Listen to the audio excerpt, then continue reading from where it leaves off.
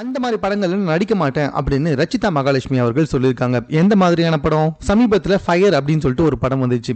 இப்படிலாம் கூட ரச்சிதா மகாலட்சுமி நடிப்பாங்களா?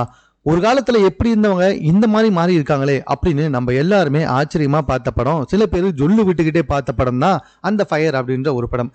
இந்த படத்துல பாலாஜி முருகதாஸ் கூட சேர்ந்து பயங்கர கவர்ச்சியா நடிச்சிருப்பாங்க ரக்ஷிதா மகாலட்சுமி. ஸோ அதை பார்த்து தான் எல்லாருக்கும் ரொம்பவே ஆச்சரியம். இந்த படத்துக்கு அப்புறமா இவங்க இன்ஸ்டாகிராம் பக்கத்துலையும் சரி, அவங்களுடைய எல்லா சோஷியல் மீடியாவும் ரொம்பவே கவர்ச்சியான புகைப்படங்களும் வீடியோக்களும் வெளியிட்டு வந்துகிட்டு இருக்காங்க. இதனாலேயே இவங்களை அணுகிற இயக்குநர்கள் எல்லாருமே கவர்ச்சியான கதாபாத்திரத்துக்கு ஓகேவா மேடம் தான் முதல்லயே கேட்குறாங்களாம். ஸோ இதனால ரொம்பவே கடுப்பாக்கி இருக்காங்களாம் ரக்ஷிதா மகாலட்சுமி.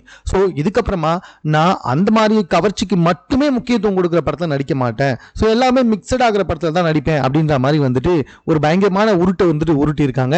ஆனா எல்லாம் ஓகே மேடம், அப்படி இருக்கும்போது எதுக்காக வேணும்னே ரொம்ப பர்பஸாவே தெரியுது நீங்க போடுற வீடியோக்கள் எல்லாமே வந்துட்டு வேணும்னே தான் போடுறீங்க, அந்த கிளாமரா இருக்கணும் கவர்ச்சியா இருக்கணும் அப்படின்றதுக்காக.